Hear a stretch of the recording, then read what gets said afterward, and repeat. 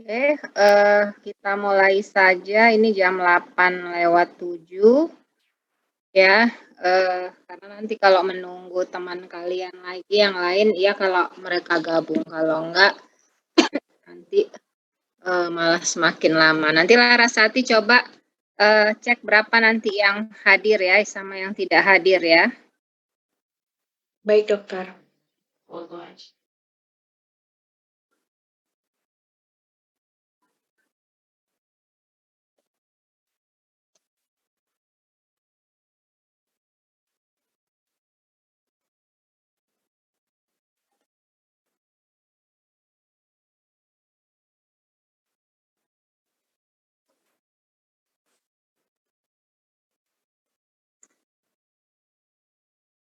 Oke, sebentar saya ya.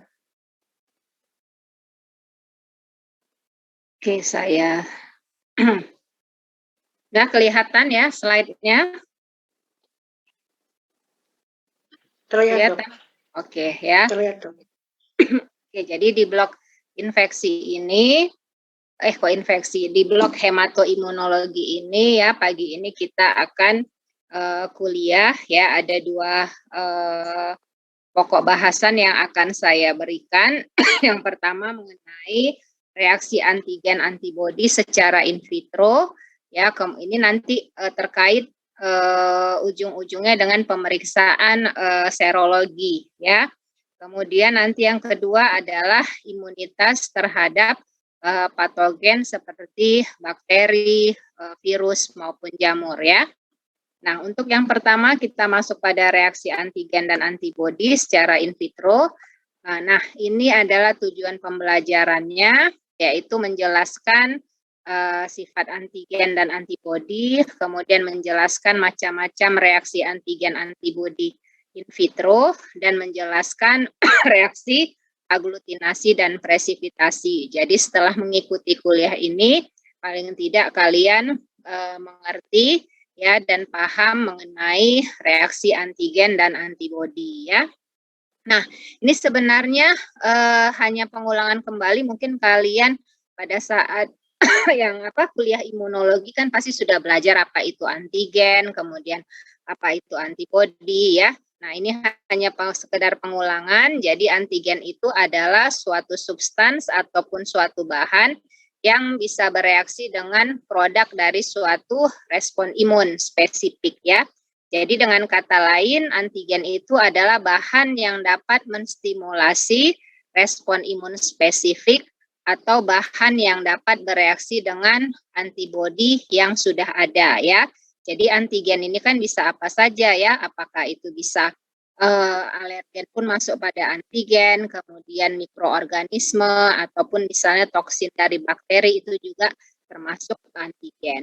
Nah, untuk antigen ini dia memiliki epitop di permukaannya ya, di mana epitop ini nanti akan berfungsi untuk dia berikatan dengan antibodi ataupun reseptor yang ada pada limfosit ya.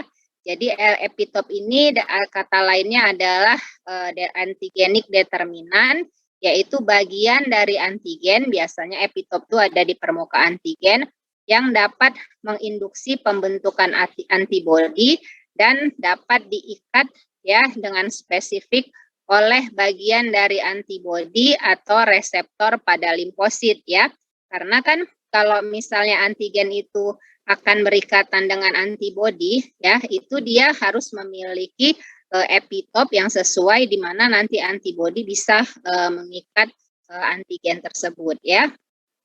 Nah, untuk pembagian antigen ini bisa berdasarkan menurut epitopnya ya. Jadi ini coba kalian perhatikan. Yang pertama itu ada unideterminan dan univalen.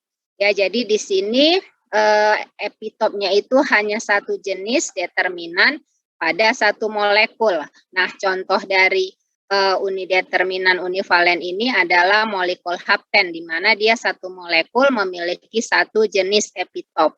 Nah, yang kedua adalah unideterminan multivalen. Ya, jadi di sini epitopnya hanya satu jenis, Tetapi pada satu molekul itu bisa lebih dari beberapa epitop ya, tetapi jenisnya hanya satu. Contohnya di sini adalah molekul polisakarida. Yang ketiga adalah multideterminan univalen ya. Di sini epitopnya ya jenisnya bermacam-macam, tetapi tiap satu epitop itu hanya satu macam ya. Contohnya ini pada molekul protein. Kemudian ada yang antigen multideterminan multivalen, di mana di sini epitopnya banyak jenis dan tiap macam itu ya, tiap jenis itu ada pada satu molekul. Jadi contohnya di sini adalah kompleks kimiawi dengan berat molekul yang tinggi. Nah ini dia kalau secara gambar mungkin lebih diingat ya. Jadi kalau yang hapten, yang unideterminan univalen, jadi kalian lihat ini bisa satu molekul, dia hanya satu epitop dan satu jenis ya epitopnya ya. Kemudian kalau yang polisakarida, unideterminan multivalen, di mana di satu molekul itu ya ada satu jenis epitop ya, tetapi dengan banyak epitopnya ya, walaupun epitopnya banyak, tetapi dia hanya satu jenis. Kemudian ini ada multideterminan univalen, yaitu contohnya tadi protein. Di sini bisa kalian lihat ada beberapa jenis epitop, tetapi walaupun ada beberapa jenis, ya satu epitop itu harus satu jenis ya. Nah, kemudian ada kimiawi kompleks, di mana ini adalah yang multideterminan multivalen. Jadi di sini ada beberapa jenis epitop dan di dalam satu molekul itu juga ya ada banyak epitopnya. Nah, kita itu tadi tentang antigen sekilas ya. Nah, sekarang tentang antibodi. Jadi antibodi ini juga merupakan suatu protein yang diproduksi oleh sel B ya, di mana nanti antibodi ini juga berfungsi atau berguna untuk memblok infeksi dan bisa mengeliminasi mikroba ya. Nah, antibodi adalah protein yang mengandung bahan larut tanpa sel yang disebut globulin ya, di mana ini biasa juga disebut dengan imunoglobulin. Dan kalau misalnya antibodi itu kita pisahkan ya secara elektroporesis ya, dengan menggunakan elektroporesis, maka akan didapati imunoglobulinnya itu ada yang alfa, beta, dan yang terbanyak adalah gamma. Nah, ini dia struktur dari antibodi, di mana antibodi ini ya dia memiliki ada heavy chains ya, yang ini. Jadi dia ini ada FAB-nya, di mana FAB bagian atas ini itu akan mengikat antigen, di mana FAB ini kalian lihat ada yang heavy chain ya, kemudian ada yang light chain ya, di mana happy chain dan light chain ini dia memiliki regio yang hipervariabel. Nah, regio hipervariabel ini kalau kalian lihat gambarnya di sebelah kanan ini, itu merupakan tempat perlekatan antigen ya, atau antigen binding site. Jadi kalau misalnya suatu antibodi itu akan berikatan dengan antigen, jadi di tempat inilah dia mengikat antigen tersebut ya. Nah, kemudian kita masuk kepada reaksi antigen antibodi. Di sini ada dua teori, yaitu konsep lock and key, dan yang kedua adalah terikat dengan ikatan non-kovalen. Di mana di sini untuk ikatan non-kovalen dia bisa bersifat reversible. Nah, di sini contohnya adalah antigen itu dinyatakan dia bervalensi banyak atau multivalen, jadi dia banyak tangannya ya. Kemudian antibodi dinyatakan bervalensi 2 atau bivalen, dia jadi hanya memiliki ya kita istilahkan dengan 2 tangan. Nah, maka bisa kalian lihat di sini kalau terjadi reaksi antigen dan antibodi ya, dan itu bisa menunjukkan sebagai ikatan kompleks antigen antibodi, maka bisa dilihat di sini ya, antigen yang memiliki banyak tangan tadi atau multivalen dia akan berikatan dengan antibodi ya. Jadi secara skematis seperti inilah kira-kira ikatan antara antigen dan antibodi tersebut ya untuk membentuk kompleks antigen antibodi. Nah, terkait dengan ikatan atau reaksi antigen dan antibodi tadi ya, ini juga ada kaitannya dengan afinitas dan afiditas. Di mana afinitas adalah kekuatan ikatan antara determinan antigenik tunggal dengan antibodi combining site tunggal. Jadi ini ikatan antara ya epitop dari antigen ya atau antigen determinan antigeniknya dengan reseptor tempat dari antibodi itu mengikat si antigen ya. Jadi di sini kalau misalnya kalian lihat ada afinitas itu ada yang tinggi maupun yang rendah. Nah, kalau yang tinggi atau high affinity ya bisa dilihat di sini di mana ya antibodi ini yang bulat itu bagian dari antibodi antigen binding site-nya dia akan mengikat antigen, di mana kita lihat antigennya ini sesuai dengan antigen ataupun antibodi combining site-nya, jadi terikat dengan erat ya. Kalau yang low affinity atau afinitasnya rendah, ini bisa kalian lihat di mana antigennya bentuknya ini determinan antigeniknya itu ya tidak atau kurang menyesuaikan atau tidak begitu sesuai dengan antibody combining site-nya ya. Jadi makanya ikatannya ini bisa saja tidak kuat ya karena determinan antigennya itu bisa kalian lihat bentuknya itu ya kurang atau tidak cocok, tidak begitu cocok dengan antibody combining site-nya ya, tempat ikatan antigennya. Nah, afinitas adalah konstanta keseimbangan yang menggambarkan reaksi antigen antibodi ya. Jadi umumnya antibodi itu memiliki afinitas tinggi terhadap antigen yang sesuai. Makanya biasanya ya antibodi itu bisa mengenali epitop dari antigen sehingga dia antibodi yang sesuai itulah yang nanti akan mengikat antigen ya. Nah, kemudian afiditas, selain afinitas ada afiditas. Afiditas ini adalah semua kekuatan ikatan antara antigen dengan banyak determinan antigenik dengan antibodi multivalen. Ya, jadi afiditas ini dipengaruhi oleh valensi antibodi maupun antigen ya. Jadi dipengaruhi tadi kan kita ibaratkan si antigen ini multivalen ya, banyak tangan, sementara kalau si antibodi ini adalah bivalen. Nah, afinitas bukan sekedar penjumlahan afinitas tiap-tiap ikatan ya.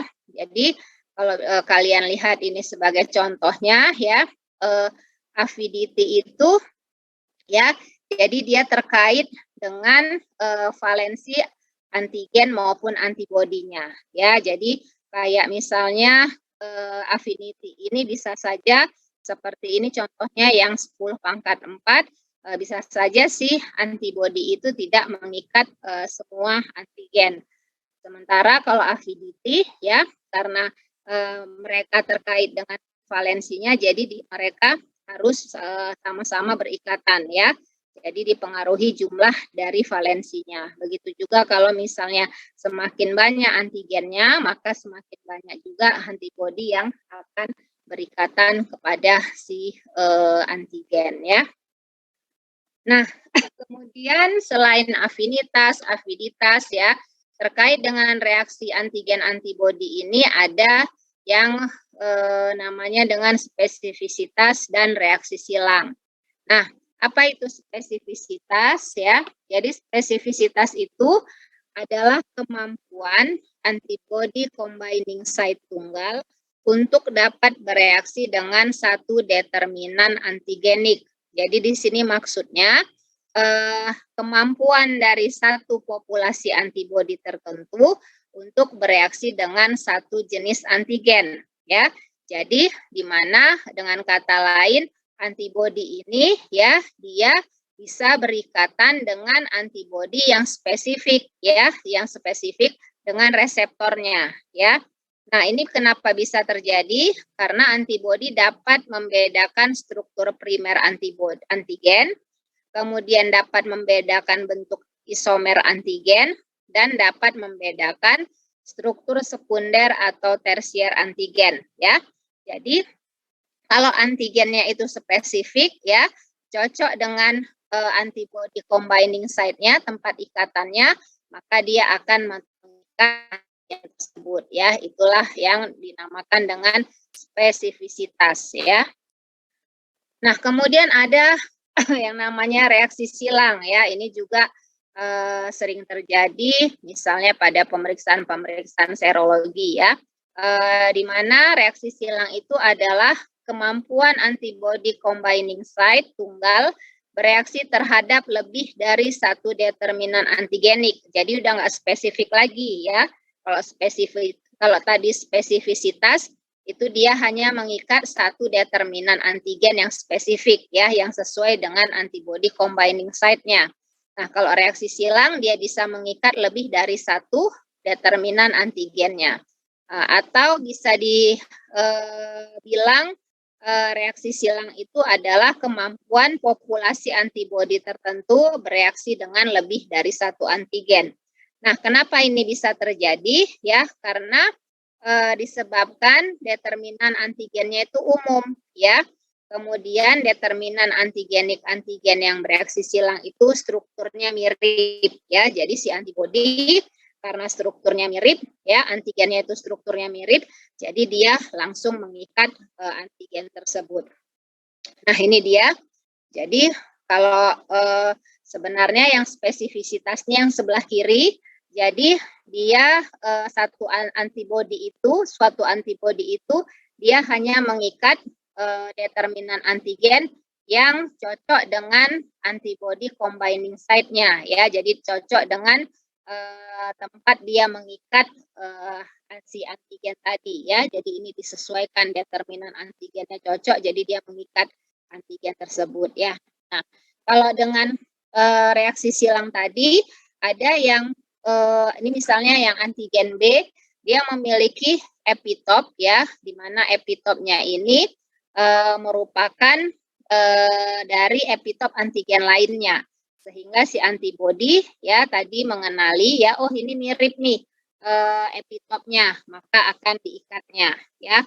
Kemudian yang antigen C ini dia juga memiliki epitop yang mirip ya, tetapi lebih kecil ya, makanya si antibodi ini juga mengenali epitop yang mirip tadi, tetapi akhirnya dia diikatnya ya, walaupun sebenarnya yang mau dituju itu bukan antigen yang ini, tetapi karena epitopnya mirip maka akan diikatnya juga. Nah, kadang pada pemeriksaan serologi ini bisa saja terjadi. Jadi misalnya antibodi itu ingin mengikat suatu antigen rickettsia ya, tetapi ternyata ada bakteri-bakteri yang mirip epitopnya antigennya itu dengan rickettsia, misalnya Pseudomonas. Nah, kalau misalnya terjadi reaksi ini, makanya antibodi itu ya bisa mengikat antigen dari Pseudomonas karena mirip dengan yang rickettsia ya. Itulah istilahnya kalau dari reaksi silang. Nah, faktor-faktor yang berpengaruh terhadap pengukuran reaksi antigen antibodi ya, ini tadi juga sudah disinggung, yaitu afinitasnya ya. Jadi kalau afinitasnya itu besar ya, maka akan menyebabkan kestabilan interaksi juga akan semakin baik ya. Jadi ikatannya antara antigen dan antibodi itu semakin stabil dan kuat. Kemudian dari afinitas, di mana reaksi antara antigen multivalen dengan antibodi multivalen lebih stabil ya. Tadi kan afinitas kita juga sudah menyinggung terkait dengan valensi dari antigen dan antibodi ya, jumlah valensinya. Jadi kalau semakin banyak antigen yang multivalen dan antibodinya juga bisa berikatan dengan multivalen dari antigen tadi, maka ikatan kompleks antigen dan antibodi itu akan lebih stabil ya. Kemudian dipengaruhi juga dengan bentuk fisik antigen. Ya, jadi ada bentuk fisik antigen itu yang partikel atau partikulat, maka ini nanti ikatannya akan menghasilkan aglutinasi ya, penggumpalan atau clumping. Kemudian ada yang bentuk fisik antigennya itu terlarut, maka nanti ikatan antigen antibodinya itu akan menghasilkan bentuk presipitasi atau endapan ya. Nah, kemudian juga dipengaruhi rasio antigen antibodi ya. Ini juga rasionya ini bergantung pada jumlahnya. Jadi ini nanti terkait dengan ukuran kompleks antibodi. Nah, kalau ini contoh misalnya kalau antigennya itu berlebihan atau antigen biasa disebut antigen excess ya. Nah, di mana nanti di sini kalau antigennya itu berlebihan, lebih banyak dibandingkan dengan antibodi, maka reaksi ikatan antara antigen dan antibodi itu dapat terhalang ya. Karena kenapa? Karena nanti ada antigen yang tidak bisa diikat oleh antibodi karena antibodinya itu terlalu sedikit ya. Nah, kalau misalnya antibodinya yang berlebihan dibanding dengan yang antigennya atau disebut juga dengan antibody excess, ini juga mempengaruhi reaksi antigen antibodi ya. Nah, maka yang lebih bagus itu adalah jumlah antara antigen dan antibodi itu seimbang ya, sehingga nanti dia akan menghasilkan ikatan, apakah itu bentuknya reaksi presipitasi ataupun aglutinasi. Nah, inilah dia contohnya. Jadi kalau misalnya antibody excess ya, banyak antibodinya dibanding antigen ya, makanya satu antigen itu bisa diikat oleh banyak antibodi. Kemudian kalau antigennya yang kebanyakan ya, maka satu antibodi itu bisa mengikat beberapa antigen sehingga nanti kerjanya juga tidak maksimal, di mana nanti masih banyak antigen yang beredar ya karena tidak diikat oleh antibodi. Nah, kalau yang bagus itu memang antigen dan antibodinya itu harus seimbang, makanya dia akan membentuk suatu ikatan antigen antibodi yang stabil dan kuat ya. Untuk hasil reaksi ikatan antigen antibodi, kita masuk ini mengenai reaksi presipitasi, di mana untuk reaksi presipitasi ini terjadi antara antigen yang terlarut dengan antibodi yang terlarut ya, jadi bukan dalam bentuk partikel. Nah, di sini interaksi atau ikatan antigen antibodi itu ya nanti hasilnya akan timbul seperti anyaman ya antara globin dan antigen, di mana nanti presipitasinya ini akan kita lihat dalam bentuk endapan ya. Jadi kalau misalnya pada pemeriksaan serologi, kalau terjadi reaksi presipitasi itu akan bisa kita lihat adanya endapan dari antigen dan antibodi yang terlarut ya. Nah, reaksi presipitat ini juga dipengaruhi oleh jumlah epitop yang dimiliki antigen dan jumlah antibodi yang dapat terikat pada antigen tersebut ya. Ya, berarti kalau misalnya untuk terjadi reaksi presipitasi, maka jumlah antigen dan jumlah antibodi itu harus seimbang. Nah, ini dia secara skematis ya, contohnya seperti ini. Jadi misalnya ada antigen yang terlarut ya, kemudian ditambahkan dengan antibodi, maka terjadi ikatan antigen antibodi di mana jumlah antigen dan antibodinya seimbang, maka terbentuk ikatan antigen antibodi dalam bentuk presipitasi ya atau presipitat.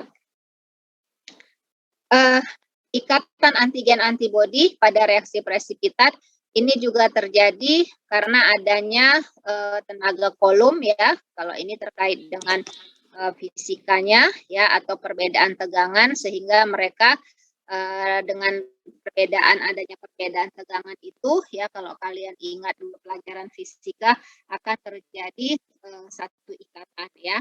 Kemudian dikaitkan juga dengan ikatan hidrogen dan kekuatan ikatan van der Waals ya, di mana untuk van der Waals ini terjadi kekuatan tarik-menarik antara dua kutub elektron yang berbeda ya, sehingga terjadi satu ikatan. Nah, ini kalau dikaitkan dengan pemeriksaan serologi ya, ada macam-macam teknik reaksi presipitasi ini ya. Ada yang pasif, di mana yang pasif ini bisa bentuknya dalam cairan ataupun gel, di mana kalau yang cairan itu metodenya dengan double diffusion, dan kemudian ada capillary tube precipitation. Kemudian yang kalau dalam bentuk gel itu ada double diffusion Otterloni ataupun single diffusion radial immunodiffusion atau biasa disingkat RID. Kemudian ya untuk teknik presipitasi ini juga bisa dilakukan dengan metode elektroporesis ya. Ini contoh-contoh metode dari elektroporesisnya, ada yang counter current immunoelektroporesis, ada immunoelektroporesis, ada immunofixation elektroporesis, dan rocket teknik. Nah, apa keuntungan dari metode presipitasi ini ya? Jadi kalau misalnya di tabel ini dengan teknik capillary tube precipitation, keuntungannya adalah lebih mudah dikerjakan ya, karena dia dengan menggunakan tube kemudian ditambahkan antigen dan antibodinya, maka akan terlihat terjadinya presipitasi tadi atau endapan. Nah, kerugiannya adalah dia kurang sensitif ya, dan waktu reaksi lebih lama, jadi kita menunggu hasil reaksinya itu lebih lama ya, terjadi ikatan antigen antibodinya lebih lama, dan ini semi kuantitatif ya. Jadi tidak bisa, kalau semi kuantitatif di sini kita tidak bisa menghitung dengan pasti jumlah antigen dan antibodi yang berikatan ya. Kemudian kalau dengan teknik radial immunodiffusion, ini keuntungannya dia sensitif dan kuantitatif. Jadi dengan radial immunodiffusion itu bisa dihitung ya, ikatan jumlah dari ikatan antigen dan antibodinya.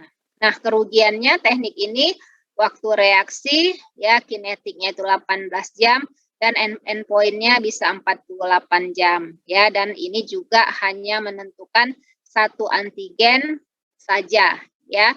Jadi tidak bisa kita menentukan beberapa antigen. Nah, kemudian kalau ada yang double diffusion atau Otterloni, ini dapat mendeteksi antigen yang sama, keuntungannya ya, kerugiannya dia semi kuantitatif dan waktu reaksi lebih lama ya. Nah, ini nanti tabelnya bisa kalian baca lagi ya. Nah, tadi itu reaksi presipitasi dalam larutan ya. Nah, ini kalau yang dalam gel bagaimana ya? Yang kan kita tadi sudah tahu ya, kalau yang pasif itu ada yang terlarut sama yang gel. Nah, kalau yang gel ini ya dia biasanya menggunakan metode double diffusion atau difusi ganda yang disebut dengan metode Otterloni. Nah, di sini caranya ya secara skematis kalian bisa lihat gambarnya, di mana di sini digunakan lempeng agar ya, seperti gel, di mana gelnya ini agarnya ini seperti gel yang tipis, kemudian dibuat dua lubang ya, kanan dan kiri yang bulat ini ya, dua sumur atau dua lubang, di mana nanti yang pertama ini diberikan ditetesi dengan antigen. Kemudian yang lubang kedua atau sumur kedua ini diberi antibodi yang spesifik. Nah, kemudian ya setelah diberikan, nah kemudian mereka terjadi difusi, di mana antigen berjalan ke tengah, ya, kemudian antibodi juga berjalan ke tengah, ya, karena peristiwa difusi tadi, ya, akan terjadi saling tarik menarik, ya. Maka terbentuklah di tengahnya ini garis presipitasi ya, akibat dari difusi dari antigen dan antibodi tadi ya. Jadi mereka tuh jalan di dalam gelnya. Nah, kemudian bisa ini dibuat misalnya antigennya itu hanya satu lubang ya. Kemudian bisa kemudian dia akan dibuat 2 lubang misalnya antibodinya. Maka nanti antigennya ini ya dari satu sumur akan berdifusi ke arah antibodi, di mana antibodi juga berdifusi ke arah antigen ya. Kemudian terjadilah garis presipitasi tadi. Nah, ini contoh-contohnya, ada garis presipitasinya melengkung ya, ada yang bercabang, ada yang menyilang ya. Jadi bergantung kepada jalan ataupun difusi antigen maupun antibodi tadi ya, karena mereka saling tarik-menarik. Nah, kalau ini dia difusinya terjadi radial tunggal ya, di mana di sini antigennya dibuat di dalam satu lubang ya, kemudian antibodinya dibuat dalam beberapa lubang mengelilingi si antigennya. Maka nanti di sini secara skematis dilihat antigennya itu akan berdifusi ke arah si antibodi, sehingga nanti akan terlihat ya garis-garis yang putus-putus yang melingkar ini itu adalah garis presipitasi yang radial. Nah, itu tadi reaksi presipitasi, kemudian kita masuk kepada reaksi aglutinasi. Ya, reaksi aglutinasi ini adalah reaksi antara antibodi dan antigen, di mana antigen berupa sel dan akibat reaksi ini terjadi penggumpalan ya, karena dia aglutinasi. Nah, reaksi aglutinasi dapat terjadi antara antigen yang terlarut dengan antibodi yang tidak terlarut atau sebaliknya ya. Kalau presipitasi tadi dua-dua antigen dan antibodinya terlarut ya. Kalau ini salah satunya terlarut ataupun yang satunya lagi tidak terlarut. Penggumpalan terjadi jika molekul antigen memiliki berbagai macam epitop yang menyebabkan ikatan silang. Nah, untuk uji aglutinasi, ini contohnya misalnya pada saat pemeriksaan penentuan golongan darah. Ini bersifat kualitatif ya. Jadi kita bisa melihat di situ apakah terjadi aglutinasi ataupun tidak terjadi aglutinasi. Kemudian contoh lain misalnya identifikasi infeksi bakteri ya, misalnya identifikasi bakteri salmonella ya, contohnya misalnya tes Widal. Nah, di mana ini sifatnya kuantitatif ya, di mana antibodinya itu dibuat secara pengenceran ya. Jadi nanti dilihat di mana dengan titar pengenceran yang tertinggi ya, di situ dilihat apakah masih terjadi aglutinasi atau tidak ya. Nah, dalam uji aglutinasi ini nanti ada istilah-istilah seperti aglutinin, yaitu antibodi yang dapat mengaglutinasi antigen. Kemudian ada hemaglutinin, yaitu jika antigen yang diaglutinasi adalah eritrosit ya. Ini contohnya misalnya tadi penentuan golongan darah. Nah, jenis reaksi aglutinasi ini contoh-contoh uji serologinya ada uji Widal, uji Well-Felix, kemudian penggolongan darah ABO maupun penentuan darah resus. Nah, untuk uji Widal ya di sini adalah untuk mendeteksi bakteri Salmonella enterica ya yang mengakibatkan penyakit tifoid. Jadi dia bisa mendeteksi di mana ini akan memperlihatkan reaksi antibodi terhadap antigen O somatik dan H flagellar di dalam darah ya, di mana kalau untuk uji Widal ini antibodinya itu akan mengikat antigen O dan antigen H dari kuman ataupun bakteri Salmonella enterica ya. Nah, ikatan tadi ya serum ataupun antibodi dengan antigen Salmonella typhosanya itu akan membentuk aglutinin ya. Kemudian pada tes Widal ini nanti antibodinya itu akan diencerkan. Jadi pengenceran serum tertinggi yang masih menimbulkan reaksi aglutinasi itu menunjukkan titer antibodi di dalam serum ya. Nah, ini dia contohnya bisa kalian lihat di sini ya. Ini ada dalam satu plate ya, di mana plate-nya ini jumlah lubang-lubangnya ini, jumlah sumur-sumurnya ini ada 96 sumur ya, di mana nanti setiap lubang ini kalau kalian lihat bagian atas ini kan ada yang setengah, 1/4, 1/8 sampai 1/1024. Ini merupakan pengenceran dari antibodi ya. Jadi titer dari antibodi yang diencerkan ya. Kemudian ini kalau ini 1, 2, 3, 4, 5, 6, 7, 8 ini adalah pasien-pasien ataupun serum sampel pasien yang diuji ya, antibodi pasien yang diuji.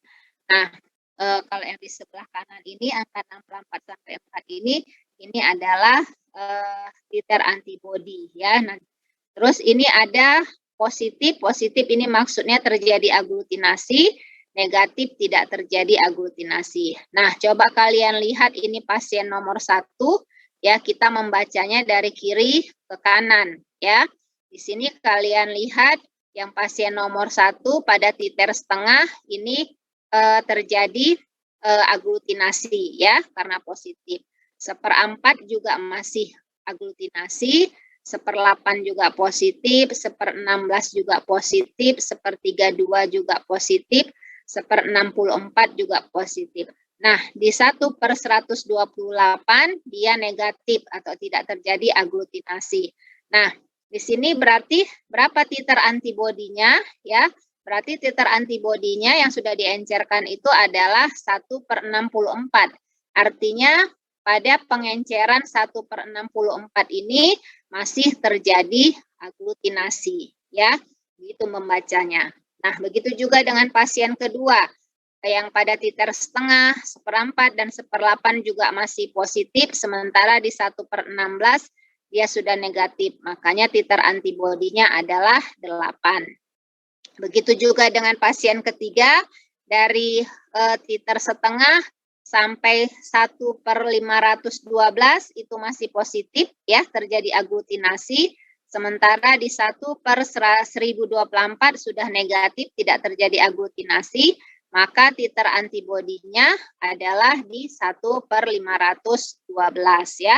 Begitu membacanya seterusnya sampai pasien ke-8. Nah, kemudian ini tadi itu Widal ya, Widal tes. Kalau nggak salah itu ada praktikumnya nanti kalian ya. Kemudian ini ada uji Well-Felix, yaitu uji serologi yang dilakukan untuk mendeteksi infeksi oleh bakteri Rickettsia ya. Di sini dia menggunakan antigen heteropil ya. Jadi di sini, nah ini tadi bisa terjadi reaksi silang di mana Rickettsia itu dia memiliki antigen yang sama atau mirip dengan Proteus spesies ya. Nah, di mana nanti ini pada saat pengujian serum dari pasien yang menderita infeksi ya itu nanti diambil, kemudian nanti dicampurkan dengan suspensi bakteri Proteus ya, itu akan terjadi aglutinasi. Nah, ini kalau kita mau melihat reaksi silangnya. Jadi untuk membuktikan bahwa antigen Proteus itu mirip dengan yang dimiliki oleh Rickettsia.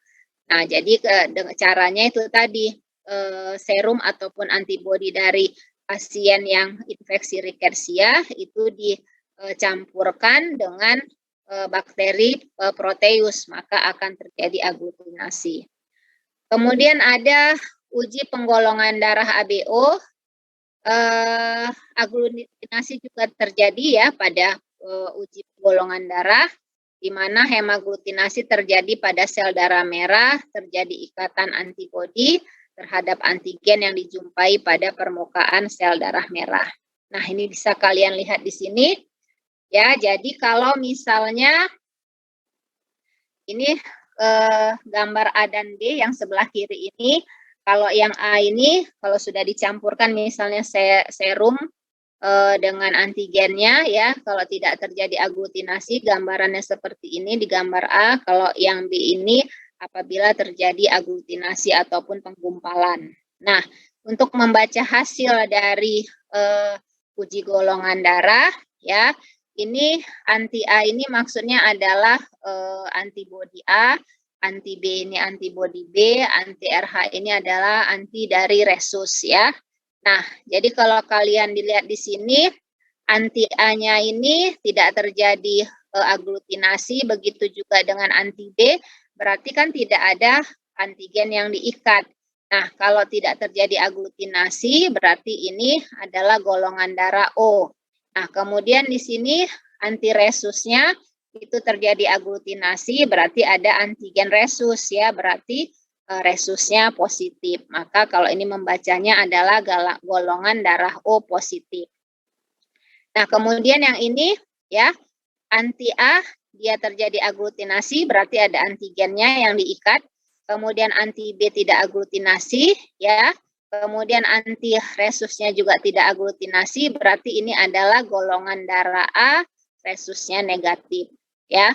Yang ini anti A-nya tidak aglutinasi, anti B aglutinasi, ya, anti RH aglutinasi, berarti ini adalah golongan darah B dengan resus positif. Nah, kalau dua-dua terjadi aglutinasi, berarti kan ada antigen A dan antigen B.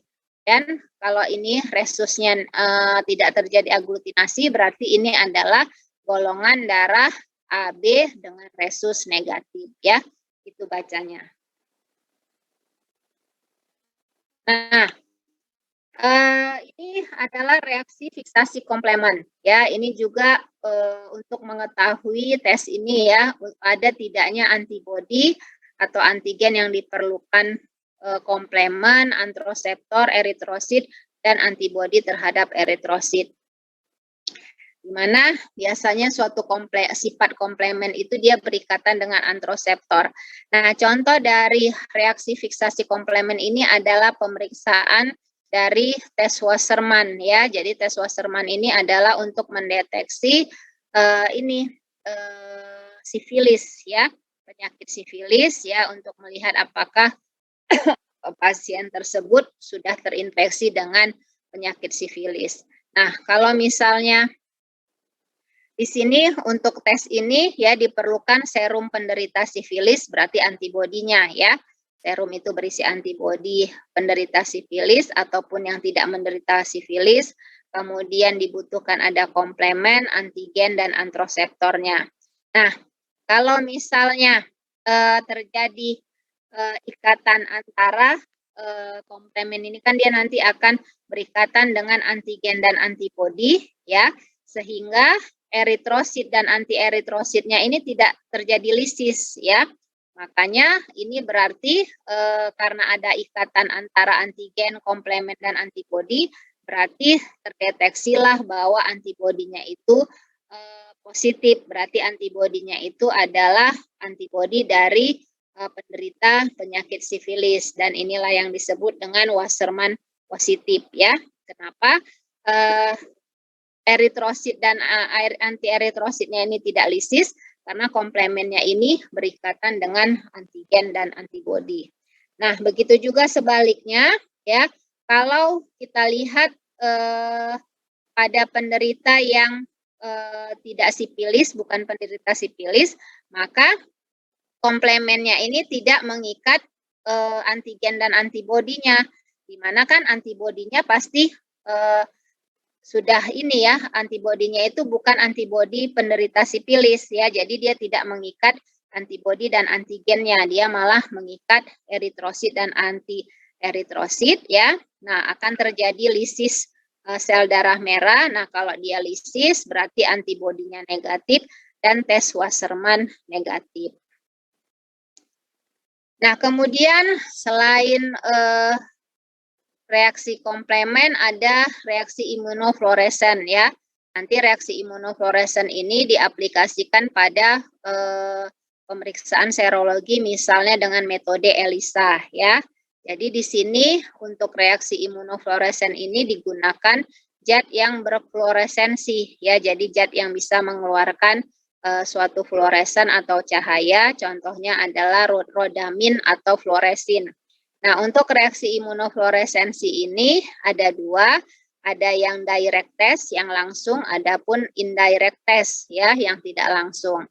Nah, di sini pada saat kita melakukan tesnya, sebelum diberikan antigen, biasanya antibodinya itu dilabel dengan zat fluoresin, ya.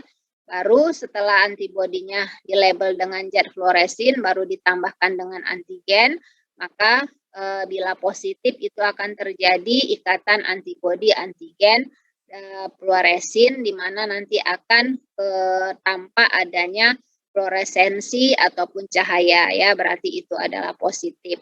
Nah, kalau tidak, misalnya antigennya itu tidak spesifik, atau itu berarti tidak terjadi ikatan, ya, tidak terjadi atau tidak timbul fluoresensi.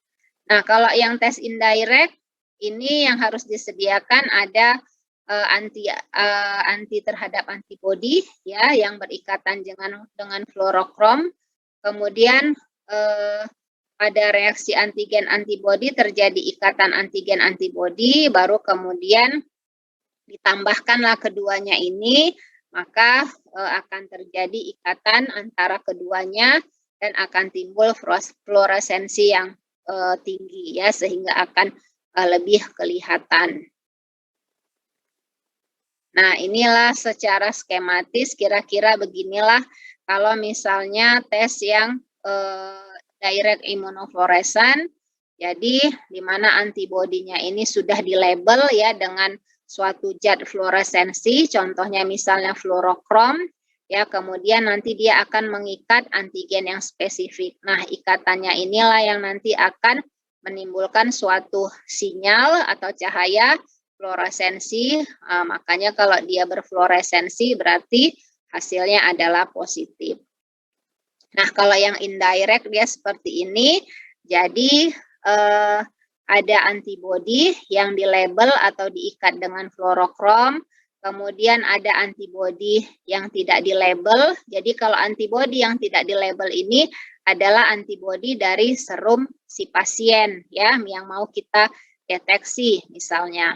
Nah, kemudian ada antigennya, ditambahkan antigen, jadi ikatannya ini nanti akan menimbulkan sinyal ataupun cahaya fluoresensi, ya, kalau positif. Nah, ini dia juga masuk ke dalam, tadi kan ada yang direct, indirect, kemudian ini yang sandwich test, ya. Ini juga merupakan metode pemeriksaan serologi, ya, menggunakan jadi metode ELISA ini biasanya juga bisa menggunakan yang tes sandwich ini. Nah, di sini misalnya kita mau menentukan ada enggaknya infeksi pneumokokus, ya. Jadi di sini diperlukan limfosit ditambah antibodi terhadap pneumokokus, ya.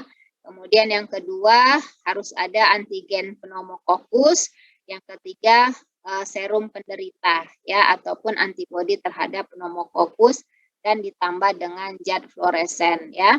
Nah, mekanisme reaksinya secara singkat seperti ini. Jadi di mana limfosit dan antibodi terhadap pneumokokus itu ditambahkan dengan antigen pneumokokus, ya. Jadi secara singkat seperti ini terjadi ikatannya.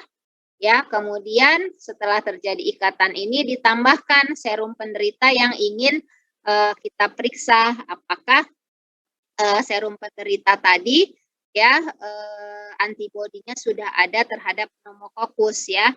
Nah, pada saat ditambahkan, bila ikatan ketiga ini terjadi, ya, dan positif, maka nanti hasilnya akan mengeluarkan sinyal fluoresensi, ya, makanya dia akan lebih tampak bercahaya, ya, kalau dengan penambahan zat fluoresen ini.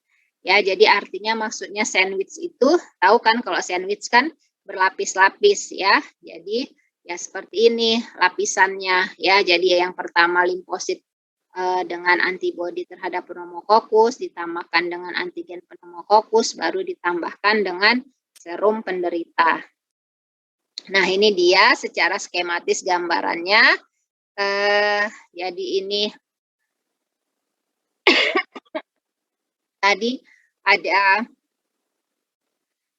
ini ya capture antibody, ya, di mana di sini capture antibody-nya ini ya nanti dia akan berikatan dengan antigen, kemudian nanti ditambahkan dengan serum penderita yang sudah dilabel juga dengan fluorescence ya. Nah, nanti di sini nanti akan kelihatan kalau positif terjadi ikatan adanya sinyal fluoresensi.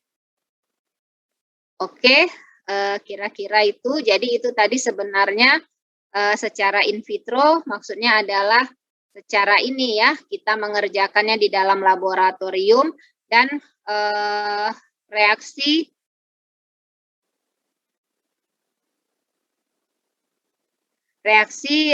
antigen dan antibodi inilah yang diaplikasikan pada pemeriksaan serologi ya. Jadi banyak gunanya untuk misalnya mendeteksi penyakit ya, kemudian dari untuk tadi ada uji golongan darah, resus dan lain sebagainya ya.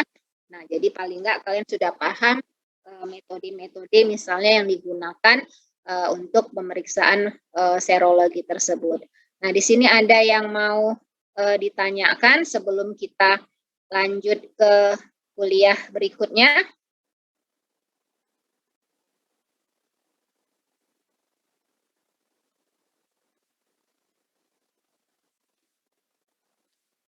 Kira-kira ada?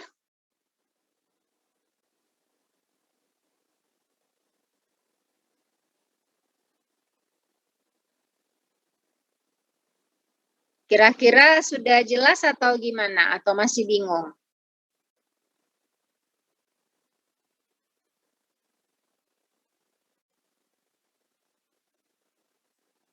Gimana?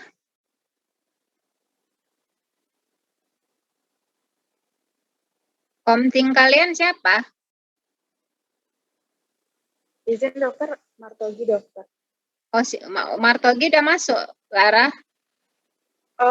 Martoginya masih kendala jaringan dokter, jadi mungkin tidak masuk pada saat ini dokter. Terus kami beberapa ada yang ke kampus untuk swab antigen dokter, karena nanti siang ada skill lab.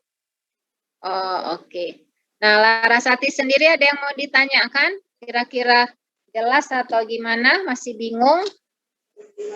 Untuk saat ini sudah cukup jelas dokter, mungkin kami harus mengulang lagi dokter untuk lebih mengerti lagi nanti dokter. Oke, nanti kalian baca lagi ya, terus ditambah kalau misalnya ada buku-buku textbook. Oke, kalau begitu kita masuk kuliah yang berikutnya. Sebentar saya share.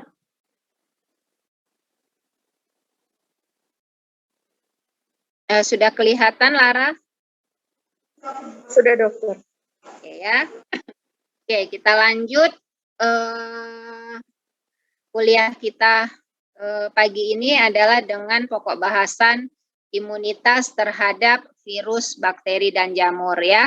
Nah, ini karena memang terkait masih dengan imunologi, jadi saya harap kalian juga mendengarkannya dengan lebih fokus dan serius ya, dan kemudian kalau bisa apa yang tidak ada di slide bisa kalian catat ya.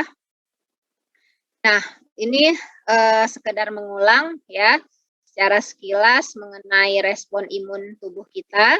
Jadi secara spesifik ya ada respon imun yang humoral dan ada yang respon imun seluler ya.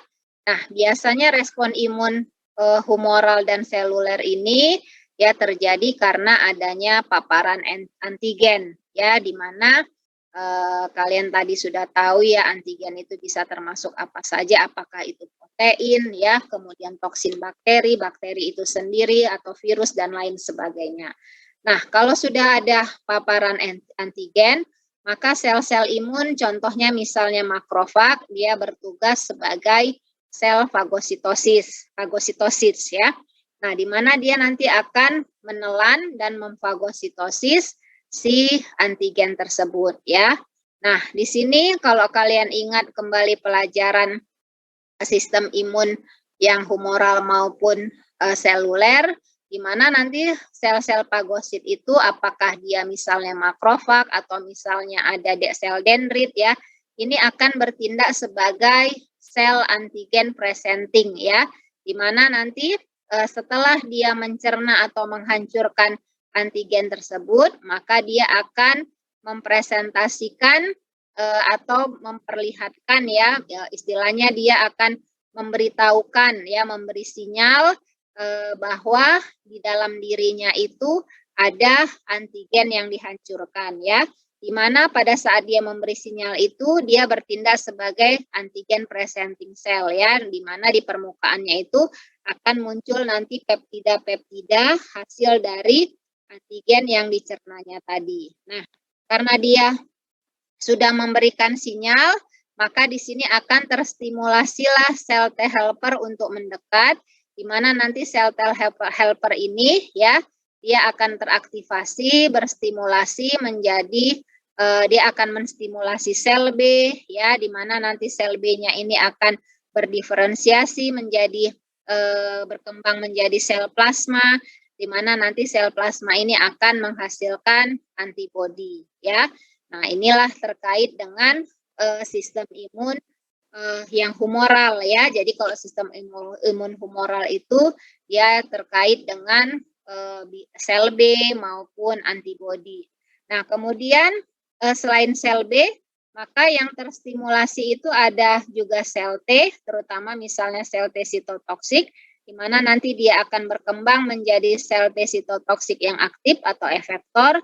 Nah, kemudian di sini setelah nanti mereka berdiferensiasi ya, berkembang, nanti akan terbentuklah juga adanya sel B ataupun sel T memori ya, di mana nanti fungsi sel B dan sel T memori ini adalah pada saat paparan antigen yang kedua ya, jika jadi misalnya kalau masuk lagi antigen yang sama, maka sel B dan sel T ini sudah memiliki memori sehingga nanti akan menstimulasi ya sel memori ini untuk mengaktifasi lagi sel B maupun sel T, di mana nanti akan sel B itu akan lebih banyak membentuk antibodi ya, sehingga biasanya kalau untuk paparan antigen yang kedua atau respon imun yang sekunder itu biasanya dan memang antibodinya itu dihasilkan lebih tinggi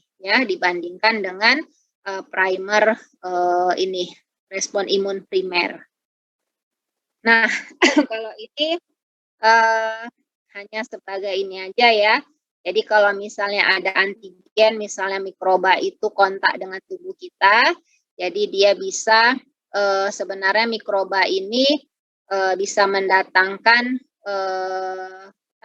keuntungan juga bagi kita, di mana dia bisa sebagai flora normal ya, dia berkolonisasi, dan sebenarnya flora normal yang ada di tubuh kita itu juga sebenarnya dia merupakan barrier ataupun termasuk dalam sistem imun ya, di mana flora normal yang baik itu dia akan menutupi atau mencegah bakteri-bakteri patogen untuk tumbuh ya. Nah, tetapi bisa juga mikroba-mikroba ataupun bakteri itu ya, kalau misalnya terjadi satu respon imun ataupun sistem imun yang menurun ya, dia bisa menginvasi, begitu juga dengan bakteri-bakteri ataupun mikroba patogen, kemudian dia bisa menyebabkan infeksi dan penyakit ya. Nah, untuk jalan masuknya bisa bermacam-macam untuk mikroba ini ya, bisa dari saluran pernapasan ya, kemudian dari saluran cerna dan lain sebagainya. Nah, untuk patogen di sini yang dapat menyebabkan penyakit ya, itu ada virus, bakteri maupun jamur. Nah, di sini terkait dengan sistem imun ya, begitu juga dengan mikroorganisme. Kalian harus ingat ada yang namanya mikroorganisme yang ekstraseluler. Jadi untuk mikroorganisme yang ekstraseluler ini ya sebenarnya dengan mudah ya sistem imun itu memfagositosis ya, contohnya misalnya makrofag ya, kemudian dia memfagositosis si mikroorganisme ekstraseluler, kemudian nanti akan dibunuh ya oleh makrofag tersebut. Tetapi ada yang mikroorganisme ekstraseluler ini ada yang berkapsul ya. Kalau yang tidak berkapsul ya, yang itu gampang dicerna oleh sel fagosit. Nah, tetapi kalau dia yang berkapsul ya, ini membutuhkan antibodi supaya sel-sel fagosit itu lebih efektif untuk membunuh mikroorganisme tersebut ya. Nah, ada yang namanya juga mikroorganisme intraseluler. Artinya ini apa? Artinya mikroorganisme ini mampu hidup di dalam sel imun ya, apakah itu sel fagosit misalnya, mikroorganismenya itu bisa bertahan survive dia di dalam sel makrofag ya. Kalau yang ekstraseluler itu dia tidak dapat hidup di dalam sel imun ya. Nah, untuk mikroorganisme intraseluler, ini dia juga membutuhkan antibodi agar sel-sel fagosit itu lebih efektif untuk membunuh mikroorganisme ini ya. Kenapa? Kalau misalnya dia tidak dibantu dengan antibodi, yaitu biasanya mikroorganisme ini bisa survive ya di dalam sel-sel fagosit ya. Nah, begitu juga untuk mikroorganisme intraseluler, ini juga dia membutuhkan ya sel T yang teraktivasi ya, di mana nanti sel T ini akan melepaskan limfokin berupa interferon maupun TNF-alfa ya, dan mengaktifkan si makrofag untuk lebih aktif lagi membunuh mikroba tersebut yang sudah di fagositnya ya, jadi agar lebih efektif. Jadi untuk mikroorganisme intraseluler ini, makrofag ini harus teraktivasi lebih lagi ya dengan adanya antibodi maupun sel T. Nah, sekarang kita masuk untuk respon ataupun imunitas terhadap virus ya.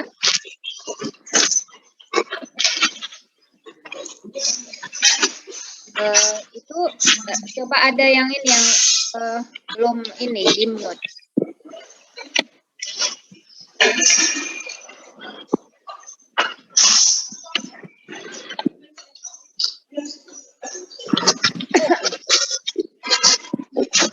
Antonius, coba di mute dulu, Dek. Nah, untuk virus ya, yang harus kalian ketahui, pasti kan udah belajar virus ya, di mana virus ini dia memiliki apa istilahnya ya, dia mempunyai reseptor ya. Kalau dia mau berikatan dengan satu sel host, dia memiliki reseptor yang spesifik ya. Jadi untuk virus ini berbeda dengan bakteri, di mana bakteri misalnya ya, bakteri E. coli itu kan contohnya dia adalah flora normal di usus besar ya, di kolon. Nah, tetapi bakteri ini dia bisa saja menginfeksi ke saluran cerna ataupun misalnya ke saluran kemih ya, menyebabkan infeksi saluran kemih. Nah, kalau untuk virus sendiri dia memiliki reseptor spesifik ya, untuk agar bisa dia menginfeksi sel tersebut ya. Jadi tidak bisa misalnya virus hepatitis ya, di mana reseptor spesifiknya adalah di sel-sel hepatosit hati, itu tidak bisa virus hepatitis itu menginfeksi misalnya saluran pernapasan. Kenapa? Karena reseptornya tidak sesuai ya, tidak spesifik dengannya. Nah, begitu juga misalnya contohnya apa namanya virus influenza ya. Jadi virus influenza itu dia akan menginfeksi ya saluran pernapasan, di mana di saluran pernapasan itu memiliki reseptor yang sesuai dengan virusnya. Jadi virus influenza itu tidak bisa misalnya menginfeksi saluran cerna ataupun misalnya saluran ataupun misalnya jaringan hepar misalnya ya. Nah, itu tadi. Jadi kalau virus itu memang untuk menginfeksi dia harus memiliki sel reseptor yang spesifik dengan dirinya ya. Nah, setelah dia berikatan dengan reseptor yang spesifik ya dari sel host, maka kemudian nanti virus itu akan melepaskan ya, mengeluarkan materi genetiknya berupa DNA ataupun RNA ya. Nah, kemudian sel host itulah yang akan dijadikannya sebagai mesin untuk bereplikasi ya, membentuk virus-virus baru. Nah, pada saat sudah terbentuk virus-virus baru, ya, kemudian dikeluarkanlah virus-virus tersebut sehingga bisa saja menyebabkan sel hostnya tadi lisis ataupun bisa juga sel hostnya itu tidak rusak, ya. Nah, ini siklus hidup virus secara umum, ya. Jadi pada saat dia sudah berikatan dengan reseptor spesifiknya pada sel host, maka kemudian virus itu akan masuk ke dalam sel host, ya. Kemudian kalau dia misalnya ada virusnya punya selubung, maka dia melepaskan selubungnya atau coatnya, ya, kemudian dia masuk ke dalam sel host tadi, ya. Infeksinya juga bergantung beberapa fase, bergantung virusnya, ya. Nah, kemudian nanti di dalam sel host itu tadi dibentuk lagi komponen-komponen virus di dalam sitoplasma dan nukleus, ya.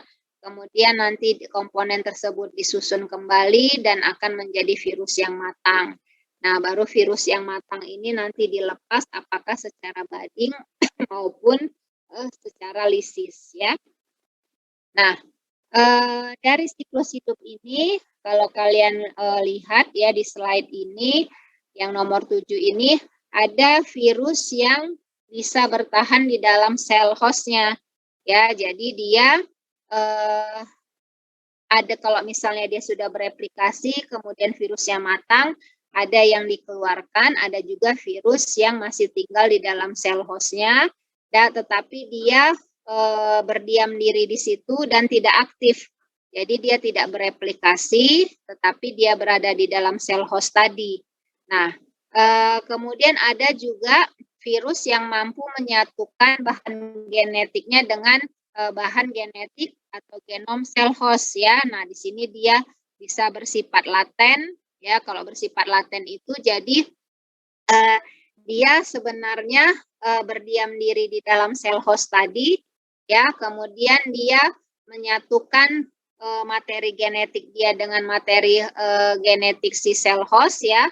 Jadi supaya dianggap si virus tadi itu mirip dengan si sel host. Jadi dia berdiam diri di situ dan tidak tidak memberikan sinyal ke sistem imun. Jadi sistem imun pun tidak tahu kalau di dalam sel itu ada si virus, ya.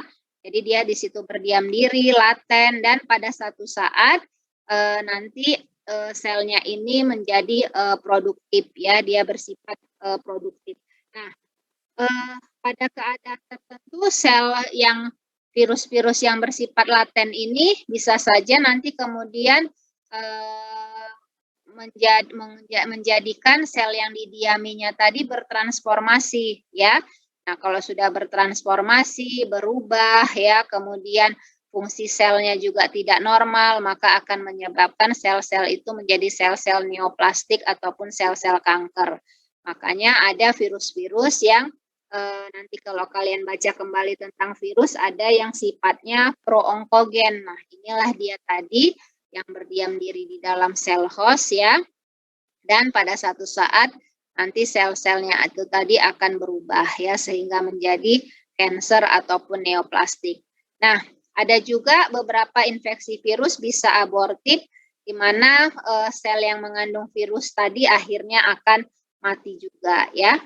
Nah, untuk respon imun terhadap virus ada yang bersifat akut, recurrent, laten, ya, infeksinya ini dorman dan tidak terdeteksi, tapi dapat menyebabkan penyakit. Kemudian ada yang subklinik ini bisa akut atau kronik, ya, dengan infeksi tanpa gejala, ya. Kemudian tidak ada respon, ya, bisa tiba-tiba nanti sudah sakit aja, kemudian bisa responnya imunitas seumur hidup, jadi setelah terinfeksi, ya, tidak terkena kembali infeksi virus yang sama, ya, itu imunitas seumur hidup. Kemudian ada imunopatologi kronik. Nah, inilah yang contohnya virus hepatitis B, ya, dia bisa berdiam diri di situ kemudian bisa memperbanyak diri dan lama-lama nanti akhirnya menyebabkan sel-sel hepatositnya itu juga rusak ya. Nah, itulah terkadang kalau untuk pasien-pasien hepatitis B harus benar-benar ya diobati dengan sempurna supaya virusnya tidak dorman atau tidak berdiam diri di situ, karena nanti akhirnya bisa juga menyebabkan terjadinya kanker hati ya. Perjalanan infeksi virus ya, awalnya dia akan invasi pada epitel permukaan, masuk ke dalam sirkulasi darah ya, disebut dengan viremia. Kemudian dia berjalan hingga menginvasi sel sasarannya. Kalau dia di kulit, ya sel sasarannya kulit, maka dia akan menginfeksi kulit. Kalau di susunan saraf, dia akan menginfeksi susunan saraf ya. Baru di sini pada saat perjalanan infeksi virus itu timbullah pertahanan atau sistem imun terhadap virus. Nah, untuk imunitas terhadap virus ya, ini ada terkait dengan imunitas humoral dan seluler, di mana untuk imunitas humoralnya ini dikaitkan dengan antibodi. Nah, di mana antibodi di sini bisa berfungsi sebagai penetralisir virus ya, di mana antibodi ini akan berikatan dengan virus sehingga virus itu tidak bisa melekat pada reseptor sel host ya. Contohnya ini misalnya pada poliovirus, kemudian virus mumps, measles dan rubella. Nah, kalau misalnya infeksinya yang tidak viremia ya, tidak di aliran darah, di superficial, maka di sini yang berperan adalah antibodi IgA sekretori ya, di mana IgA ini akan menetralisir virus yang menginfeksi permukaan mukosa. Nah, inilah gambarannya bisa kalian lihat. Jadi kalau misalnya kalian lihat ini berarti akan lebih ingat ya, di mana virus tadi akan diikat oleh antibodi ya, sehingga nanti virus yang seharusnya melekat pada sel reseptor tidak bisa melekat dan tidak bisa masuk ke dalam sel host ya. Kemudian terkait juga dengan antibodi ini, dia bisa merusak atau menghancurkan partikel-partikel virus ya secara langsung. Ini maksudnya partikel virus yang bebas, di mana dengan cara agregasi virus dan opsonisasi. Ya, kemudian terjadi komplemen sehingga terjadi lisis ya. Nah, ini contohnya kalau yang terkait dengan komplemen ya, di mana dengan adanya antibodi akan teraktivasi jalur komplemen, di mana nanti komplemen itu ya memiliki ada pada jalur komplemen ini ada yang namanya membran attack complex atau MAC, di mana MAC ini nanti akan melekat pada permukaan atau membran dari virus ya. Nah, kemudian karena adanya membran attack complex ini, makanya virus tadi membrannya atau selubungnya akan hancur atau rusak. Nah, virus-virus tadi karena membran atau selubungnya sudah rusak, sehingga dia tidak bisa lagi berikatan dengan reseptor sel host ya. Nah, untuk yang respon imun selulernya terhadap virus, di sini diperantarai dengan sel T sitotoksik ya, apakah dengan sel T, apakah itu sel T sitotoksik, kemudian sel natural killer atau NK sel dan makrofag yang teraktivasi. Nah, untuk sel T ya, ini biasanya sel T sitotoksik ini akan membunuh sel-sel yang sudah diinfeksi virus secara langsung ya. Nah, ini sel T ini akan terstimulasi ya apabila sudah mengenali adanya antigen virus dari sel antigen presenting ya, antigen presenting sel. Di mana nanti antigen presenting sel itu ya tadi kan di depan sudah saya jelaskan, contohnya misalnya sel makrofag, di mana nanti dia akan mempresentasikan antigen ataupun peptida dari antigen yang sudah dicernanya. Nah, nanti di situ di permukaannya akan terlihat adanya apakah reseptornya itu MHC kelas 1 ataupun MHC kelas 2. Nah, ini nanti sel T-nya ini akan berkaitan dengan reseptor MHC-nya ini. Kalau MHC kelas 1 maka akan diikat oleh sel T CD8, kalau MHC kelas 2 ini akan diikat oleh sel T CD4 ya. Nah, kemudian nanti sel T-nya terstimulasi, dia akan mengeluarkan sitokin ataupun mengeluarkan sitokin sehingga nanti sitokin tadi akan mengaktifkan makrofag untuk membunuh sel-sel yang telah diinfeksi oleh virus tadi ya. Nah, kalau misalnya NK sel, kalau NK sel ini atau sel natural killer ini ya bisa langsung dia menghancurkan sel-sel yang diinfeksi virus ya sebelum munculnya antibodi ya. Kalau misalnya sudah ada antibody dependent cell mediated cytotoxicity atau ADCC ya, nanti di mana nanti antibodi ini akan berikatan dengan sel yang terinfeksi virus ya, baru kemudian nanti akan dilisis oleh sel NK. Bentar ya. Nah, ini misalnya contohnya ya, di mana nanti ya ini kan ada sel yang terinfeksi oleh virus ya, di mana selnya ini nanti akan mempresentasikan kalau di dalam dirinya ini ada virus-virus yang menginfeksinya. Nah, di sini nanti akan tampak peptida ya, reseptor kelas MHC kelas 1 atau kelas 2. Nah, karena ini dia kelas 1, maka yang akan mengikatnya adalah sel T CD8. Nah, kemudian setelah berikatan di sini ya, sel T tadi akan mengeluarkan apakah itu perforin ataupun granzyme, di mana nanti akan langsung membuat lubang-lubang ya pada sel yang terinfeksi oleh virus tadi. Nah, karena tadi selnya sudah berlobang-lobang, sudah rusak ya, makanya kemudian sel yang terinfeksi virus tadi akan rusak dan mati ya. Nah, ini kalau dikaitkan dengan interferon ya, jadi sel yang terinfeksi virus ini juga memproduksi interferon alfa, di mana interferon alfa akan menghambat replikasi virus secara intraseluler. Jadi si virus tadi walaupun di dalam sel, dia tidak bisa bereplikasi karena adanya interferon alfa ya. Kemudian interferon alfa bisa mengaktifkan sel NK ya untuk membunuh atau menghancurkan sel-sel yang sudah terinfeksi oleh virus ya. Tetapi di sini interferon alfa tidak bisa langsung berefek kepada virus-virus yang ekstraseluler ya. Jadi terhadap efeknya ini virus yang intraseluler ya. Nah, biasanya interferon ini juga bereaksi di awal ya sebelum munculnya antibodi, dan untuk interferon ini dia bukan sebenarnya aktivitasnya juga tidak spesifik. Nah, kalau ini adalah penghancuran sel yang terinfeksi virus ya oleh sel NK melalui ADCC ya, antibodi. Di mana ya kalian lihat di sini gambarnya, sebelah kiri adalah sel yang sudah terinfeksi oleh virus, yang sebelah kanan ini adalah sel NK, di mana sel NK ini ya antibodi ini dia akan mengikat sel yang terinfeksi virus.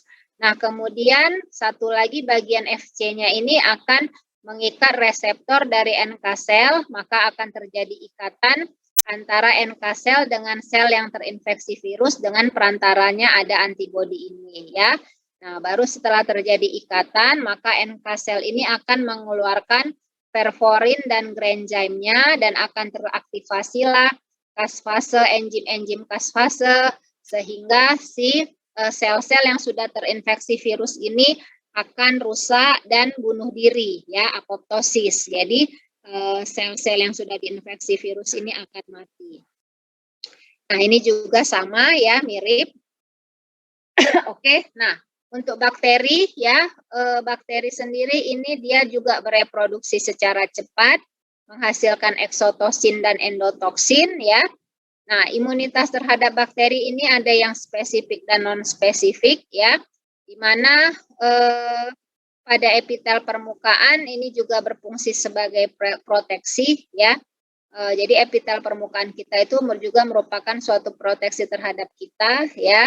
Jika dapat dilewati maka akan terjadi patogenisitas bakteri ya. Nah, untuk imunitas bakteri ya terkait dengan bakteri ekstraseluler ini yang berperan di sini adalah imunitas innate, di mana ini nanti yang teraktivasi adalah sistem komplemen, fagositosis, dan respon-respon inflamasi ya. Nah, untuk bakteri ekstraseluler di sini yang paling berperan adalah mekanisme sistem respon imun humoral ya. Ini terkait dengan antibodi. Kalau yang respon imun selulernya ini lebih sedikit perannya dibandingkan dengan yang humoral untuk bakteri yang ekstraseluler. Di mana nanti antibodinya berfungsi untuk menetralkan misalnya toksin bakteri, kemudian antibodinya itu nanti akan melekat pada permukaan bakteri dan dia berperan sebagai opsonin ya, di mana nanti setelah dia berperan sebagai opsonin ini akan meningkatkan efektivitas sel-sel fagosit untuk memfagositosis bakteri tersebut ya. Nah, kemudian untuk mencegah perlengketan ya bakteri terhadap sel target ya, kemudian antibodi juga bisa mengaktifasi komplemen dan menyebabkan dinding ataupun lisis bakteri tersebut ya. Nah, kemudian antibodi juga bisa menyebabkan bakterinya teraglutinasi sehingga mencegah penyebaran ya dan memfasilitasi terjadinya fagositosis. Nah, inilah tadi misalnya skema dari opsonisasi di mana ini kalian lihat ada bakteri-bakteri yang diikat oleh antibodi sehingga nanti antibodinya itu sehingga ikatan antara bakteri dengan antibodinya itu ya akan merangsang atau mengaktifasi sel-sel fagosit untuk lebih efektif dalam memfagositosis bakteri tersebut ya.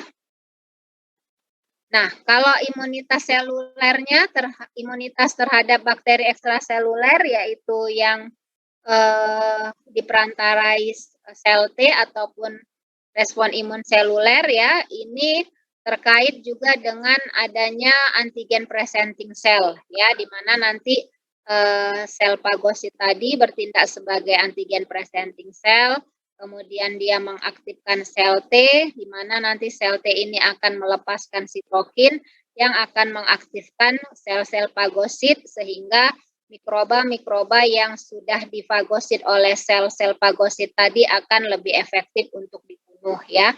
Kemudian sel T ini juga menstimulasi produksi antibodi di mana dia akan menstimulasi sel B, kemudian sel B akan berdiferensiasi ya, berkembang menjadi sel plasma dan akan menghasilkan antibodi. Dan juga sel T ini akan menginduksi terjadinya inflamasi lokal sehingga infeksi bakteri tidak menyebar. Nah, terhadap bakteri yang intraseluler, sistem imunnya juga ada yang innate immunity, yang berperan di sini adalah sel natural killer atau NK cell, di mana sel NK ini ya akan menghancurkan sel-sel yang terinfeksi bakteri dengan cara mengeluarkan interferon gamma, di mana nanti interferon gamma akan mengaktifkan sel-sel fagosit untuk membunuh mikroba intraseluler. Contoh dari mikroba intraseluler ini ada Mycobacterium tuberculosis, Mycobacterium leprae, dan Listeria monocytogenes ya, menyebabkan penyakit listeriosis. Kemudian terkait dengan respon imun selulernya ya, untuk bakteri intraseluler ini akan mengaktifkan makrofag untuk membunuh mikroba-mikroba intraseluler, kemudian akan menyebabkan lisis pada sel-sel yang terinfeksi bakteri intraseluler dengan cara mengaktifkan sel T sitotoksik ya. Kemudian di sini yang juga berperan adalah sel-sel T sitotoksik tadi ya. Nah, ini dia sitolisis bakteri gram negatif Jadi kalau ini dikaitkan dengan MAC tadi ya, membran attack complex. Nah, untuk mekanisme adesinya ya, kalau untuk bakteri, untuk dia bisa melekat pada sel epitel permukaan dikarenakan mungkin dia memiliki fimbre, flagella ya, kemudian ada cilia, sucker, hook, dan lain sebagainya. Nah, ini virulensi faktor ya, faktor virulens dari bakteri ada exoenzim, toksigen ya, toksigenicity-nya ya, apakah dia menghasilkan endotoksin, exotoksin, dan faktor-faktor antifagosity ya. Ini hanya sekedar mengulang aja. Nah, inilah tadi contohnya misalnya kalau bakteri yang memiliki exoenzim, jadi dengan exoenzim itu dia akan merusak sel epitel permukaan sehingga bakteri bisa masuk ya. Atau misalnya dia memiliki atau menghasilkan eksotoksin, kemudian dia memperbanyak diri sehingga menghancurkan sel-sel epitel dan bakteri bisa masuk ya. Nah, ini nggak usah dilewatkan aja. Nah, ini terkait dinding sel bakterinya, ini hanya pengulangan ya. Sebenarnya ini nggak usah lagi ya. Nah, ini respon imun yang umum pada bakteri. Ya, contohnya misalnya Corynebacterium diphtheri, patogenesisnya non-invasive pharyngitis, dia menghasilkan toksin. Jadi di sini mekanisme pertahanannya yang penting adalah antibodi atau imunoglobulin menetralisir toksinnya. Ya. Kemudian misalnya kalau yang Mycobacterium tuberculosis ini dan Mycobacterium lepra, ini patogenesisnya dia invasif, bisa menyebabkan lokal toksik invasif. Ya, di sini pertahanan yang utama adalah aktivasi dari makrofag oleh sel T ya. Nanti ini kalian baca kembali tabelnya. Nah, untuk jamur, kalau jamur ini sama dengan bakteri, dia juga bereproduksi dengan cepat ya. Kemudian jamur ini bisa merusak sel-sel epitel atau sel host secara langsung maupun tidak langsung dengan menghasilkan enzim. Ya, contohnya di sini ada penyakit seperti athlete's foot maupun pneumocystis carinii. Nah, kalau imunitas terhadap jamur, biasanya jamur ini lebih sering menyerang bagian luar tubuh. Kalau misalnya sistemik, ya itu biasanya karena terhirup spora jamurnya ya. Jadi respon imunnya ini bergantung kepada sistem imun kita ya. Kalau misalnya yang sistemik, kalau misalnya dia menginfeksi saluran pernapasan, bisa ringan, bisa menyebabkan hipersensitivitas dan kadang juga kematian. Nah, untuk mekanisme pertahanan jamur ya, ada jamur-jamur misalnya Cryptococcus itu dia memiliki kapsul yang sulit difagositosis oleh sel-sel fagosit ya. Kemudian ada histoplasma, dia juga karena dia memiliki dinding selnya itu lebih tebal, memiliki kapsul, dia juga resisten terhadap fagositosis. Dan kalau coccidioidomycosis ini ya, Coccidioides immitis, itu dia juga memiliki enzim-enzim yang bisa merusak sel PMN. Nah, kalau ini contohnya misalnya penyakitnya ada alveolitis alergik. Ini merupakan manifestasi penyakit akibat jamur di saluran napas dikarenakan adanya kadar spora yang tinggi sehingga membentuk adanya antibodi presipitin ya. Reaksi hipersensitivitas oleh antibodi ini bisa menyebabkan kompleks tipe 3 berupa pneumonitis pulmoral diffuse ataupun alveolitis alergik. Nah, ini efek-efek yang ditimbulkan oleh inhalasi spora jamur. Jadi bisa merangsang imunoglobulin A pada membran mukosa, merangsang imunoglobulin E sehingga bisa menyebabkan anafilaksis tipe 1 pada dinding saluran napas, bisa karena rangsangan imunoglobulin G sehingga terbentuk antibodi presipitin ya, kemudian bisa terjadi reaksi kompleks toksik dengan antigen jamur dalam sirkulasi. Nah, untuk respon imunnya bisa yang innate maupun yang didapat. Kalau yang innate di sini terkait yang berperan adalah neutrofil dan makrofag, di mana di sini dengan neutrofil dan makrofag bisa mengeliminasi dengan cara fagositosis. Kemudian kalau yang terkait dengan respon imun selulernya ini juga yang berperan adalah sel T, di mana fungsinya mirip ya, sel T ini berfungsi sama seperti pada saat respon imun terhadap bakteri intraseluler. Nah, kalau ini respon imunnya secara ini ya step by step-nya. Jadi patogen masuk, ya, kemudian bisa bertahan. Kemudian beberapa patogen ya bisa dikenali oleh sel-sel T, kemudian makrofag juga bisa menghancurkan jamur tersebut. Nah, kalau ini terkait dengan respon imun sel B, di mana juga sel B ini akan teraktivasi, nantinya akan membentuk, akan menghasilkan antibodi. Ya, ini sama ya. Ini sebenarnya hanya pengulangan kembali yang tadi setelah saya jelaskan ya terkait sel T helper ya.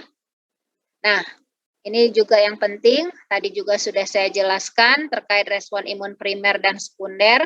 Jadi ini bisa dilihat untuk respon imun yang sekunder itu akan menghasilkan antibodi lebih tinggi dibandingkan yang primer ya. Karena sudah adanya sel-sel memoris, apakah itu sel B atau sel T memori yang terbentuk. Jadi kalau misalnya terpapar lagi dengan antigen yang sama, maka antibodinya akan lebih banyak terbentuk. Oke, ini sama aja ya. Nah, terkait imunitas, ini di sini ada yang pasif dan aktif. Ya, kalau yang aktif biasanya itu sistem imun kita primer yang bisa mengeliminasi antigen. Kalau yang pasif biasanya tambahan antibodi tambahan dari luar ya, apakah itu dari vaksin dan lain sebagainya. Nah, ini nanti kalian baca kembali, ada yang aktif immunity yang secara natural ya, ada yang artifisial atau buatan ya, yang pasif. Ya, kalau yang aktif itu misalnya dari vaksinasi. Oke. Ada yang mau ditanyakan kira-kira? Ya, jadi kalau untuk respon imun, kalian baca kembali lagi pelan-pelan. Jadi sebenarnya terkait dengan respon imun humoral dan seluler ya, itu mirip-mirip ya teraktivasinya atau terstimulasinya antara bakteri, virus maupun jamur ya. Paling nanti dibedakan misalnya kalau mikroorganisme intraseluler itu lebih kepada yang respon imun selulernya yang lebih berperan dibandingkan dengan yang humoralnya. Oke, ada yang mau ditanyakan? Masih ada waktu kita.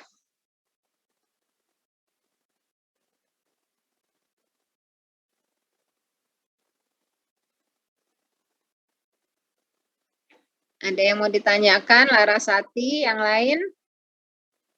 Monika?